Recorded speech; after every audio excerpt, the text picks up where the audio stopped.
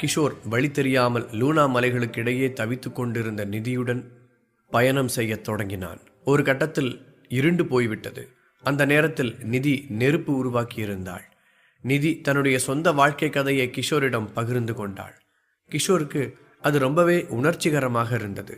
அது மட்டுமில்லாமல் அவள் ஆதரவுக்காக கிஷோரின் மீது சாய்ந்து கொண்டாள். அந்த ராத்திரி தூங்கும் நேரத்தில் கிஷோர் முடிந்தளவு அவளிடமிருந்து இடைவெளியை காத்து கொண்டான். என்ன கிஷோர், நீங்கள் காருக்கு வெளியில் படுத்துக்கிறேன்னு சொல்கிறீங்க? என் காருடைய சீட்ஸ் ரெண்டுமே அட்ஜஸ்டபிள் தான். ரெண்டையும் ஓப்பன் பண்ணால் ஒரு பெட்டு மாதிரி ஆகிடும். நீங்கள் என் பக்கத்தில் தாராளமாக படுத்துக்கலாம். எனக்கு எந்த ஆட்சேபனையும் இல்லை. எனக்கு இப்போ உங்கள் மேலே எந்த பயமும் இல்லை. நீங்கள் நல்லவர்னு எனக்கு தெரியும் என்று சொன்னாள் நிதி. கிஷோருக்கு என்ன சொல்வதென்று தெரியவில்லை. இருந்தாலும் சமாளித்து கொண்டு ஏதோ ஒரு பதிலை கொண்டு வந்தான். இல்லை, இது ரொம்ப ஆபத்தான காட்டுப்பகுதி. நம்ம 2 பேரும் காருக்குள்ளே இருக்கிறது ரொம்பவே ஆபத்தானது. ஏன்னா இங்கே சில கொடிய மிருகங்கள் வரும். வந்த உடனே முதல்ல அது நம்ம டயரை தான் கிழிக்கும். அப்போ காருக்குள்ளே உட்காந்துக்கிட்டு ஒன்றுமே பண்ண முடியாது. அதனால் காருக்கும் ஒரு பாதுகாப்பு தேவைப்படுது. ஸோ நான் வெளியில் தான் படுத்துக்கணும். என்னை பற்றி நீங்கள் கவலைப்படாதீங்க. எனக்கு காட்டு விலங்குங்க கூடவும் மனுஷங்க கூடவும் சண்டை போடுற அனுபவம் ஏகப்பட்டது இருக்குது. நான் அதை வச்சு சமாளிச்சிருவேன். உங்களையும் தாராளமாக காப்பாற்றிடுவேன். சப்போஸ் நம்ம 2 பேரும் காருக்குள்ளே இருந்தால் ஒரு கட்டாயத்தில் நம்ம காரை ஓப்பன் பண்ண வரணுன்னா அப்போ அந்த மிருகம் உள்ளே வந்துட வாய்ப்பு இருக்குது. அப்போ உங்களுக்கும் பாதுகாப்பு இல்லை, எனக்கும் பாதுகாப்பு இல்லை. அதனால் நான் வெளியில் ஒரு காவலாக படுத்துக்கிறேன். அப்புறம் உண்மையிலேயே நீங்கள் உங்கள் ஸ்டோரியை என்கிட்ட ஓப்பன் பண்ணிட்டாலும் நான் உங்ககிட்ட என் ஸ்டோரியை இன்னும் ஓப்பன் பண்ணலை. நாம் இன்னும் உண்மையிலேயே க்ளோஸ் ஆகலை. நாம் ஒரே காருக்குள்ளே படுத்திருக்கிறது சரியாகவும் இருக்காது. ஸோ நான் வெளியவே இருக்கேன் என்று கிஷோர் சொன்னான். அதை கேட்டு சிரித்தாள் நிதி. ரொம்ப தான் ஒழுக்கமாக இருக்கீங்க கிஷோர், கியூட் என்று சொல்லிவிட்டு காருக்குள் போய் உறங்கத் தொடங்கிவிட்டாள். கிஷோருக்கு அந்த கியூட் என்ற கடைசி வார்த்தை மட்டும் மனசுக்குள்ளே நின்று கொண்டு இருந்தது. நிதி தன்னிடம் சீக்கிரமாக காதல் வயப்பட இருக்கிறாள் என்று அவனுக்கு நன்றாக தெரிந்துவிட்டது. இந்த பொண்ணு ஏன் தனக்கு ஆதரவாக ஒரு ஆள் ஒரு சில வார்த்தை பேசினாலே அவங்களுக்கு விழுந்துடுறான்னு எனக்கு நல்லா புரியுது. அவள் ரொம்ப தனிமையில் இருக்கான்னு நினைக்கிறேன். அதனால் அவள் கூட கொஞ்சம் க்ளோஸாக இருந்து அவள் பேசுகிறதெல்லாம் கவனித்தாலே அவங்க மேலே முழு ட்ரஸ்ட்டையும் வச்சிடுறான். இது அவளுக்கும் தேவையில்லாத விஷயம், எனக்கும் தேவையில்லாத விஷயம். இவகிட்ட இருந்து முடிஞ்சளவு நாம் டிஸ்டன்ஸ் மெயின்டைன் பண்ணணும். கடைசியாக என்கிட்ட கதை சொல்லிகிட்டு இருந்தப்போ கூட டிஸ்டன்ஸ் மெயின்டைன் பண்ணியிருக்கலாம். நான் ஜஸ்ட்டு கதை கேட்டுட்ருக்கேன்ற காரணத்துக்காகவே என் மேலே வேற சாயரா. இதை எப்படி பார்த்தாலும் ரொம்ப சரியில்லை. இதை நான் வளர விடக்கூடாது. முதல் வேலையாக இந்த பொண்ணை எப்படியாவது காப்பாற்றி இங்கிருந்து அனுப்பி ஆகணும் என்று கிஷோர் நினைத்து கொண்டான். ராத்திரி முழுக்க சூழ்ந்திருந்த காடுகளில் இருந்து மிருகங்களின் ஓசை கேட்டது. ரொம்பவே வித்தியாசமான ஒலியாக இருந்தது. ஓநாய் பேய் போல கத்திக்கொண்டு இருந்தது. கிஷோருக்கு எல்லா மிருகங்களின் ஒலியும் வித்தியாசமாக தோன்றியதால் ஏதாவது தவிர்க்க முடியாத பெரிய ஆபத்து வரப்போகிறது என்று நினைத்து கொண்டிருந்தான். எப்போதும் அவன் ஒரு கண் காரின் மீதும் இன்னொரு கண் காட்டின் மீதும் இருந்து கொண்டே இருந்தது. அப்படி பார்த்து கொண்டே இருக்கையில் கிஷோருக்கு ஏதோ ஒரு வித்தியாசமான விஷயம் கண்ணில் பட்டது. சிகப்பு கண்கள் கொண்ட ஏதோ ஒரு உருவம் காட்டு நடுவில் நிழலாடுவது போல தெரிந்தது கிஷோருக்கு. அவன் அது தன்னுடைய பிரம்மையாக இருக்கும் என்று நினைத்தான். ஆனால் ஒரு 2 முறைக்கு மேல் அது மீண்டும் மீண்டும் அவனது கண்ணில் பட்டபடி இருந்தது. அது ஏதோ ஒரு மரத்தின் பின்னால் ஒளிந்து கொண்டு எட்டி எட்டி தன்னை பார்த்து கொண்டு இருப்பது போல கிஷோர் நினைத்து கொண்டான். ஆனால் எத்தனை முறை பார்த்தாலும் அவனுக்கு ஒரே ஒரு சிகப்பு கண்கள் கொண்ட தலை மட்டுமே திரும்ப திரும்ப தெரிந்து கொண்டிருந்தது. ஆனால் ஒரு முறை சற்று கண்ணை சந்து போய் பார்த்தபோது நூற்றுக்கணக்கான தலைகள் அதுபோல தெரிந்தன. கிஷோர் பதறிப்போய் எழுந்து கொண்டான். திரும்ப பார்த்தபோது அந்த மர்மமான உருவங்கள் எதுவுமே அவன் கண்ணில் படவில்லை. விடிய விடிய கிஷோருக்கு இது ஒரு பெரிய ரோதனையாக மாறியிருந்தது. என்னாச்சு எனக்கு? நான் என்ன எல்லாரோடையும் சண்டை போட்டு பைத்தியமாயிட்டு இருக்கேனா? எந்த மாதிரி வேணாலும் எனக்கு எதிரிங்க வரலான்னு தெரியும். இப்போ நிஜமாலுமே என் கண்ணு முன்னாடி எதிரிங்க தான் வந்திருக்காங்களா, இல்லை அந்த மாதிரி பிரம்மா வந்திருக்கா? நான் அவங்களை எதிர்த்து சண்டை போடலாமா வேண்டாமா? இந்த நிதி பொண்ணை தனியாக விட்டுட்டு நான் காட்டுக்குள்ளெல்லாம் போக முடியாது. வேலை இவளை பார்த்துக்க வேண்டியது தான். ஆபத்து இந்த இடத்துக்கு வந்தாலே ஒழிய நான் இங்கிருந்து நகரத்துக்கு தயாரல்ல என்று தனக்குள்ளாக சொல்லி கொண்டான் கிஷோர். ஆனால் சூழல் தொடர்ந்து மோசமாக்கி கொண்டிருப்பது போல இருந்தது. அவனை சூழ்ந்திருக்கும் மொத்த காட்டுக்குமே கண் முளைத்து விட்டது போல இருந்தது. இப்படியாக விடியும் வரை தூங்காமல் நிதியை காவல் காத்து கொண்டே இருந்தான் கிஷோர். அவன் எப்போது தூங்கினான் என்று அவனுக்கே தெரியாது. காலையில் நிதிதான் அவனை தட்டி எழுப்பினாள். அதிர்ந்து போய் எழுந்து நின்றான் கிஷோர். என்னாச்சு, ஏதாவது பிரச்சனையா என்று கேட்டான் பதட்டத்துடன். என்ன பிரச்சனை? நீங்கள் இவ்வளோ டயர்டாக இருக்கீங்க? பார்க்க தூங்கின மாதிரியே இல்லையே, நைட்டு கொசு ஏதாவது அதிகமாக கடிச்சிருச்சா என்று கேட்டாள் நிதி. இல்லை, அதெல்லாம் இல்லை. நான் ஏதாவது மிருகங்கள் அட்டாக் பண்ண வந்துருமோன்னு சொல்லி முழிச்சுக்கிட்டே இருந்தேன். கடைசியில் எனக்கு சரியான தூக்கம் கிடைக்கல என்று சொன்னான் கிஷோர். இதுக்கு தான் சொன்னேன் காருக்குள்ளே வந்து படுத்துக்கோங்கன்னு. இந்த பயம்லாம் இல்லாமல் நிம்மதியாக தூங்கலான்னு. நீங்கள் தான் கேட்கவே இல்லை. சரி கிஷோர், நான் என் ஹாஸ்டலில் இருந்தப்போ கூட இந்த மாதிரி அட்வென்ச்சர் ட்ரிப்லலாம் இருந்ததில்லை. நடு ராத்திரி மலையும் காணும் சூழ்ந்த ஒரு இடத்துல கார்லெல்லாம் தனியாக தைரியமாக தூங்கினதே கிடையாது. வாட்டி உங்களால் தான் இந்த மாதிரி ஒரு சூழலை நான் அனுபவிக்கிறேன். அதுக்கு ரொம்ப நன்றி. நீங்கள் காரில் ஏறி படுத்து ரெஸ்ட் எடுங்க, நான் பாட்டுக்கு ஓட்டிகிட்டு போகிறேன். நீங்கள் இது வரைக்கும் பண்ண உதவிக்கே ரொம்ப நன்றி என்று சொன்னாள் நிதி. இல்லை இல்லை, காட்டை விட்டு வெளியே போக முதல்ல வழியே சரியாக தெரிஞ்சுக்கணும். அப்போ தான் இது கரெக்டாக நடக்கும், இல்லாட்டி சொதப்பும்.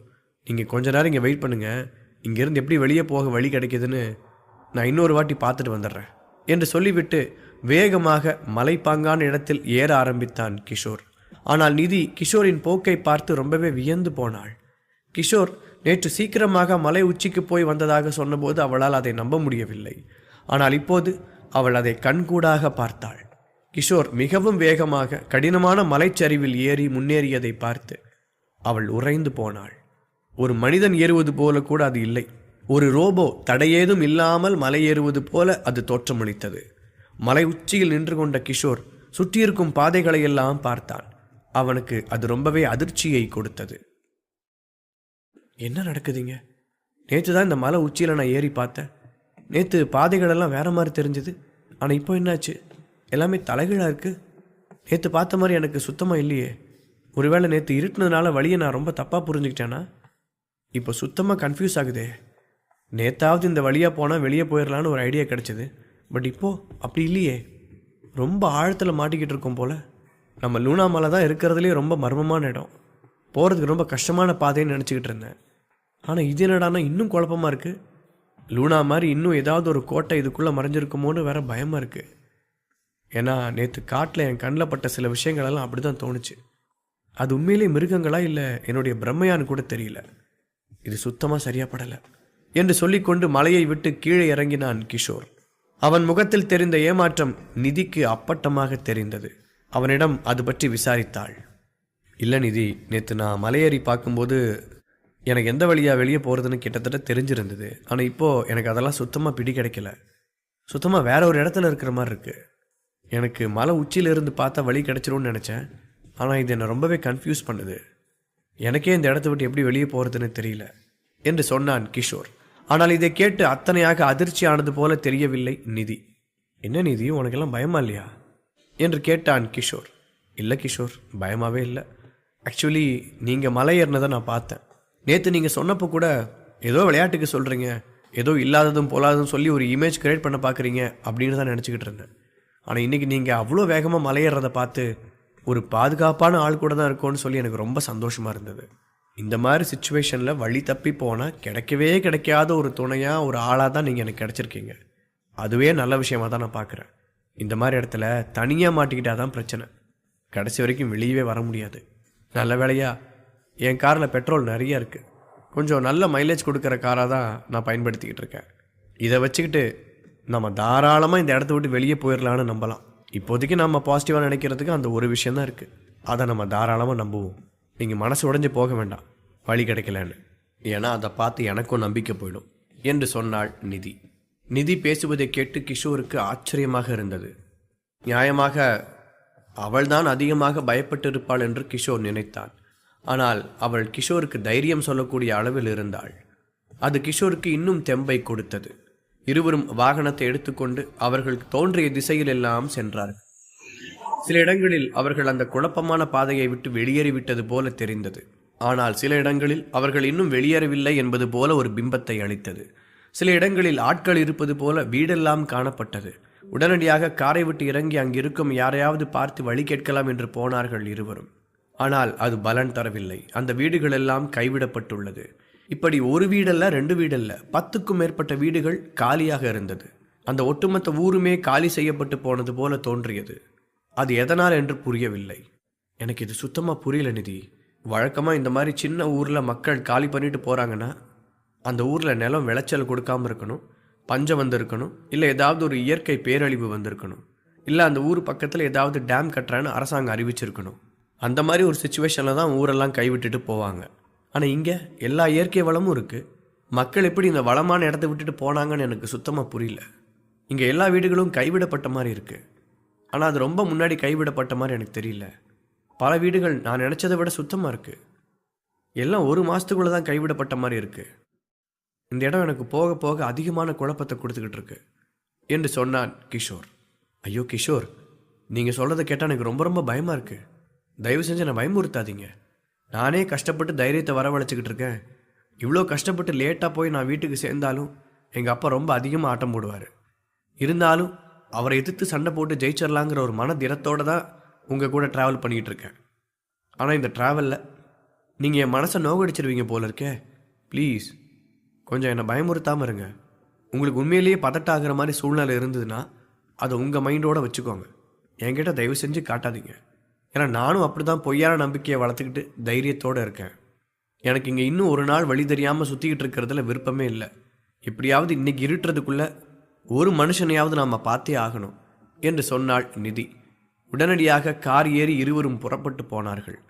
கிஷோரின் பயமெல்லாம் வழியில் கார் எதுவும் கோளாறு கொடுத்து விடக்கூடாது என்பதுதான். கோளாறு கொடுத்தாலும் தான் பாதுகாப்பாக இருந்து கொள்ளலாம். ஆனால் இந்த பெண்ணை காப்பாற்றுவது கொஞ்சம் கஷ்டமாகிவிடும். ஆனால் அன்று அவர்களுக்கு துரதிர்ஷ்டமான நாளாக இருந்தது. எப்படி முயற்சி செய்தும் அவர்கள் அன்று ஒரு மனிதனை கூட சந்திக்கவில்லை. சாலையில் குறுக்க மறுக்க ஓடும் சில காட்டு ஜீவராசிகளை மட்டுமே பார்க்க நேர்ந்தது. பொழுது இருட்டி போன பிறகு ஒரு வளைவான பாதையில் கார் சரியாக திரும்பி கொண்டிருந்த போது திடீரென ஆயிரக்கணக்கான சிகப்பு ஒளி கண்கள் கிஷோருக்கு மட்டும் தெரிந்தன. அவன் பதறிப்போய் நிதியை தட்டி அந்த பக்கம் பார்க்க சொன்னான். நிதி பட்டன காரை நிறுத்தினாள். என்ன கிஷோர், ஏதாவது ஆள் நடமாட்டம் தெரியுதா என்று கேட்டாள். ஆள் நடமாட்டமா? அப்ப நீ காட்டுக்குள்ள தெரிஞ்ச எதையுமே பார்க்கலையா என்று கேட்டான் கிஷோர். காட்டுக்குள்ள அப்படின்னு தெரிஞ்சது என்று கேட்டாள் நிதி. கிஷோருக்கு என்ன சொல்வதென்று புரியவில்லை. அவனுக்கு தனக்குத்தான் பிரம்மை பிடித்து விட்டதோ என்று தோன்றியது. என்ன கிஷோர், ஏன் என்ன பயமுறுத்திட்டு இருக்கீங்க? ஏதாவது மிருகம் ஏதாவது பார்த்தீங்களா என்று கேட்டாள் நிதி. இல்லை இல்லை, அப்படிலாம் ஒன்றும் இல்லை. அங்கே ஏதோ எனக்கு ஒரு ஆள் நடமாட்டம் இருக்கிற மாதிரி தோணுச்சு. ரொம்ப நேரமாக இருட்டில் தேடிட்டு இருக்கோம். அதனால் இருட்டில் ஏதோ ஒரு மரம் அந்த மாதிரி தெரிஞ்சிருக்கும்னு நினைக்கிறேன். இன்னமும் நம்ம இங்கே நின்று டைம் வேஸ்ட் பண்ண வேண்டாம். தொடர்ந்து முன்னாடி போகலாம்.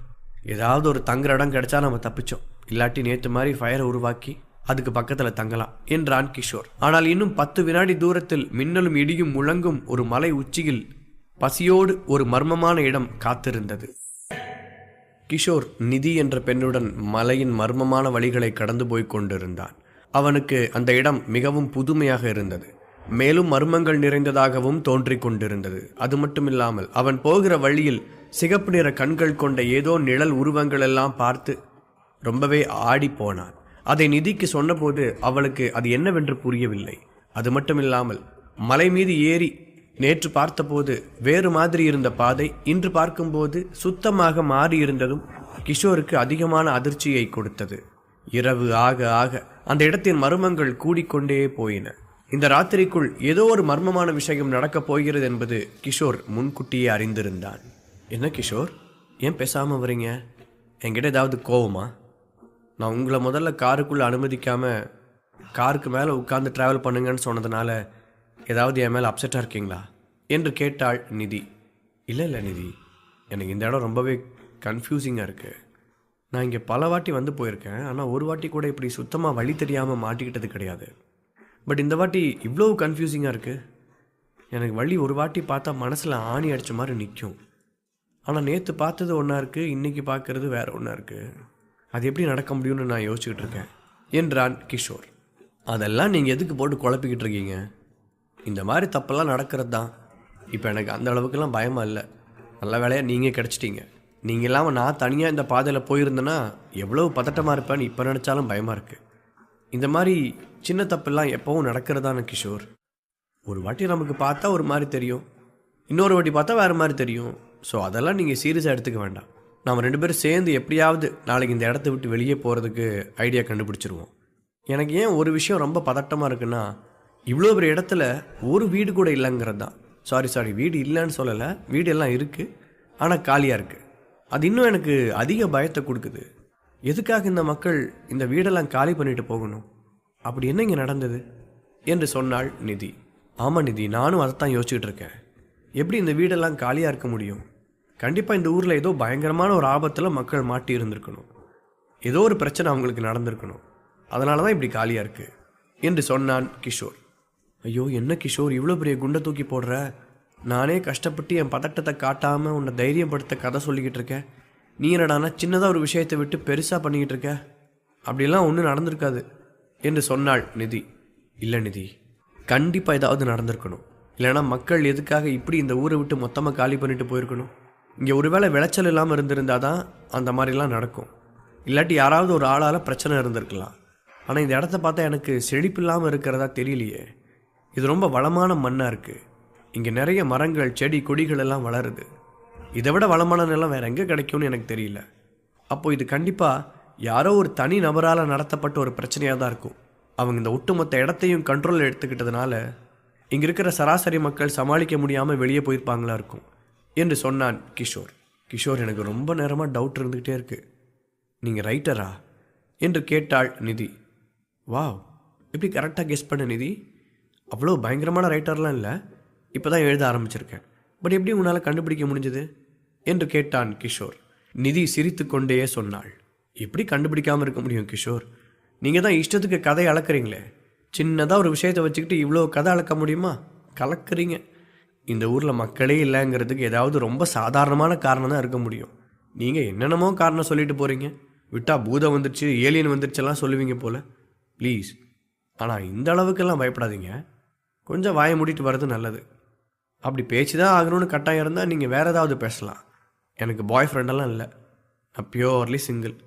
உங்களுக்கு கேர்ள் ஃப்ரெண்ட் இல்லை தானே என்று கேட்டாள் நிதி. கேள்வி ரொம்ப நேரடியாக இருந்தது.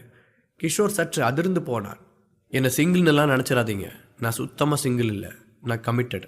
எனக்கு ஒரு ஆள் இருக்கா என்று சொன்னான் கிஷோர். போதும், ரொம்ப பெருமைப்பட்டுக்காதீங்க. இந்த கமிட்டான ஆட்களெல்லாம் இந்த மாதிரி தான் இருக்கீங்க.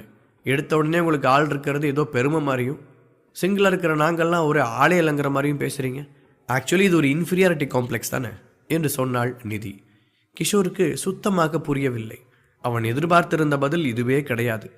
ஒரு சின்ன ஏமாற்ற மூச்சிறைவு தான் அவன் எதிர்பார்த்தது. ஆனால் நிதி என்னவென்றால் சின்ன பிள்ளை மாதிரி சில விஷயங்களை பற்றி பேச ஆரம்பித்து விட்டாள். எங்களை மாதிரி சிங்கிளாக இருக்கிற ஆட்கள் எல்லாம் உண்மையிலேயே தனியாக இருக்கிறதுல ரொம்ப கம்ஃபர்டபுளாக இருக்கும். எங்களுக்கு எந்த பிரச்சனையும் வர்றது கிடையாது. நாங்கள் தனியாக இருக்கிற அளவுக்கு ஸ்ட்ராங்காக இருக்கோம். வேறு யாரையும் சார்ந்து இருக்கிறது இல்லை. ஆனால் தனியாக இருக்க முடியாத ஸ்ட்ராங்காக இருக்காத ஆட்கள் ஒரு காதலியை தேடிக்கிறாங்க அல்லது காதலனை தேடிக்கிறாங்க. அது உங்களோட வலிமையின்மையை தான் காட்டுது. உங்களால் தனியாக இருக்கிறத பொறுத்துக்க முடியல, இல்லை தனியாக இருக்கிறத தாங்க முடியல, இல்லை அந்த குறைபாடை நீங்கள் என்னமோ உங்களுடைய ப்ளஸ்ஸாக நினச்சிக்கிறீங்க. உங்களுக்கு கேர்ள் ஃப்ரெண்ட் இருக்குது, பாய் ஃப்ரெண்ட் இருக்குங்கிறது ஒரு பெரிய விஷயம் மாதிரி சீன் க்ரியேட் பண்ணுறீங்க. படத்துலலாம் பார்க்குறேன்னு, எந்த ஷார்ட் ஃபிலிம் பார்த்தாலும் சரி, படத்தை பார்த்தாலும் சரி, லவ் எதுக்கு இவ்வளோ ஓவர் ரேட்டடாக எடுத்துகிட்டு இருக்காங்க? அது ஒரு சாதாரண ஃபீலிங் தானே, சப்பையான விஷயம் தானே என்று கேட்டாள் நிதி. நிதிக்கு காதல் மேல் ஏன் இத்தனை வெறுப்பு என்று தோன்றியது கிஷோருக்கு. பின்னால் அவன் புரிந்து கொண்டான். இங்கே பார் நிதி, நீ லவ் பண்ணுற எல்லாரையும் ஒரு டப்பால் அடைச்சிட்டு, லவ் பண்ணாதவங்க எல்லாரையும் இன்னொரு டப்பால் அடைச்சிட்டு அவங்கள பற்றி பேசிகிட்டு இருக்க. ஆனால் அந்த மாதிரி பிரிக்கிற முறை சரியில்லை. ஒவ்வொருத்தருக்கும் தனித்தனி கதை இருக்குது, தனித்தனி தேவை இருக்குது. காதல்ன்றது நீ சொல்கிற மாதிரி வாழ்க்கையில் வரக்கூடிய ரொம்ப சில்லியான சின்ன விஷயந்தான். அதுக்கு ரொம்ப பெரிய சீனெல்லாம் இல்லை தான். காதல் கிடைக்காத வரைக்கும் வறட்சியாக சுற்றிக்கிட்டு இருக்கிற ஆட்கள் அது கிடைச்ச உடனே இதுக்கு தான் இவ்வளோ பில்டப் ஆனு தான் ஃபீல் பண்ணுவாங்க. எல்லாம் உண்மைதான், ரைட்டு தான். பட் காதல் வெறும் அது மட்டும் இல்லை. லவ்ன்றது ரெண்டு மனுஷங்க ஒன்னோட ஒன்று சம்மந்தம் இல்லாதவங்க, ஏன் மனசளவில் கூட சம்மந்தம் இல்லாதவங்க ஒன்றா இருக்கிறது. அது லவ்வால் மட்டும்தான் நடக்குது. அது உண்மையிலேயே லவ் பண்ணி பார்த்தா தான் தெரியும். அதுக்கு ஒரு பெரிய பரிமாணம் இருக்குது. இதையும் நான் கமிட்டான ஆளாக இருக்கிறதுனால அதை பற்றி பெருமையாக பேசிகிட்டு இருக்கேன்னு நீ தப்பாக எடுத்துக்கக்கூடாது. நான் இந்த சிங்கிள் கமிட்டன்ற விஷயத்துலலாம் பெருசாக இன்ட்ரெஸ்ட் காட்டுறதில்ல. அது ஒரு வயசு இருக்கும்போது எனக்கு தோணுச்சு. இப்போ நான் அதெல்லாம் கடந்து ரொம்ப நாள் ஆச்சு. எனக்கு அதை விட பெரிய பெரிய பிரச்சனைகள்லாம் வந்துருச்சு. அதெல்லாம் நான் டேக்கிள் பண்ணிகிட்ருக்கேன். ஸோ நீங்கள் சொல்கிற மாதிரி கமிட்டடாக இருக்கிறதுல எனக்கு எந்த ஒரு பெருமை எண்ணமும் இல்லை. அப்புறம் நீங்கள் லவ்வர்ஸ் பற்றி சொன்ன விஷயம்லாம் உண்மைதான். அவங்களால தனியாக இருக்க முடியாது. ஆனால் அப்படி முடியாமல் இருக்கிறது ஒன்றும் குறை இல்லை. அப்படி எல்லாராலையும் தனியாகவே இருந்துட முடியாது. அப்படி எல்லாருமே செல்ஃப் சஃபிஷியன்ட் ஆகிட்டாங்கன்னா இந்த வாழ்க்கை ரொம்பவே போரான ஒரு விஷயமா இருக்கும். ஆனால் தன்னளவில் நிறைவாக இருந்துக்க முடிகிறவங்க பெரிய ஆட்கள் தான். அவங்கள நான் மதிச்சே ஆகணும். எனக்கு உண்மையிலே கிடைச்ச வாழ்க்கை அனுபவத்துக்கெல்லாம் என்னால் தனியாக என்னைய வச்சு சமாளிச்சுட்டு இருக்க முடியாது. என்னுடைய பாரத்தை பகிர்ந்துக்க எனக்கு ஒரு துணை தேவை. அதாவது அவங்க தோள் மேலே நான் என் பாரத்தை தூக்கி வைக்கிறேன்னு சொல்ல முடியாது. இவ்வளோ கஷ்டப்பட்டுட்டு இருக்கேன்னு சொல்லி ஒரு ஆறுதல் சொல்லவாவது ஒரு ஆள் தேவை. இவங்களை நம்பி எந்த ஒரு தயக்கமும் இல்லாமல் எல்லா விஷயத்தையும் சொல்லிடலான்னு தோன்ற மாதிரி ஒரு ஆள் கண்டிப்பாக எல்லார் வாழ்க்கையிலையும் வேணும். அதனால் நான் சிங்கிளாக இருக்கிறத விட லவ் பண்ணுறத தான் சப்போர்ட் பண்ணுவேன். லவ் பண்ணாமல் சிங்கிளாக இருக்கிறவங்க பற்றியும் எனக்கு எந்த குறையும் இல்லை. எல்லாரும் அவங்க விருப்பப்படி இருந்துக்கலாம் என்று சொன்னான் கிஷோர். அதை கேட்டு சற்று முறைப்போடு இருந்தாள் நிதி. பிறகு கொஞ்ச நேரம் பொறுத்து, ஏன் கிஷோர் பசங்களாம் இந்த மாதிரி இருக்கீங்க? ஒரு சாதாரண டாபிக் தானே நான் எடுத்தேன். சிங்கிள் கமிட்டட்னு இந்த மாதிரி ஒரு சப்பையாக பேசுகிற டாபிக் வேறு ஏதாவது இருக்க முடியுமா? ஆனால் இந்த விஷயத்துக்கு ரொம்ப டீப்பான கருத்தெல்லாம் சொல்லிக்கிட்டு இருக்கீங்க. கொஞ்சம் கூலாக தான் பேசுங்களேன். நீங்கள் சீரியஸாக இல்லாமல் இருக்க மாட்டிங்களா? ஏன் வாழ்க்கை உங்களை எல்லா விதத்துலேயும் செஞ்சு விட்ட மாதிரியே பேசிகிட்டு இருக்கீங்க எப்போவுமே என்று கேட்டாள் நிதி. அதை கேட்டு கிஷோர் விழித்தபடி, சாரி நான் ஏன் அந்த மாதிரி பேசுகிறேன்னு எனக்கு கூட தெரியல. நான் எந்த வேலை பண்ணாலும் அதில் ரொம்ப மூழ்கி போயிடுவேன். ஒரு கான்வர்சேஷன் பண்ணும்போது கூட அப்படி தான். எனக்கு ஸ்மால் டாக் பண்ணுறதுலலாம் பெரிய விருப்பம் இல்லை. ஒரு கான்வர்சேஷன் நடந்துச்சுன்னா அது மூலமாக ஏதாவது ஒரு புது நாலேஜ் கிடைக்கும், ஒரு புது டீப்பான ஒரு விஷயம் கிடைக்கும்னு எதிர்பார்ப்பேன். நீங்கள் ஒரு அனாலிசிஸ் சொன்னீங்க இல்லையா, சிங்கிளாக இருக்கிறவங்க எப்படி இருக்காங்க, கமிட்டாக இருக்கிறவங்க எப்படி இருக்காங்கன்னு. அது சரியான கொஸ்டின் பண்ணும்போது எனக்கு சில விஷயங்கள் சொல்லணும்னு தோணுச்சு. அவ்வளோதான். மற்றபடி என்னை எதுவும் தப்பாக நினச்சிக்காதீங்க என்று சொன்னான் கிஷோர். ரொம்ப தான் பெரிய ஃபிலாசபர். நீங்கள் எல்லாத்தையும் பேசிக்கிட்டு இருப்பீங்க. அதுக்கு பதிலாக நீங்கள் ஒரு நேவிகேட்டராக இருந்திருக்கலாம். இந்நேரம் வீட்டுக்காவது போய் சேர்ந்திருப்போம் என்று சொன்னாள் நிதி. கிஷோர் எதுவும் பேசாமல் சைலண்டாக இருந்தான். அந்த வாகனம் வேகமாக போய்கொண்டே இருந்தது. வழிக்கு ஒரு முடிவு கிடைப்பது போலவே தெரியவில்லை. அது பாட்டுக்கு நெடுதூரம் நீண்டு சென்று கொண்டு இருந்தது.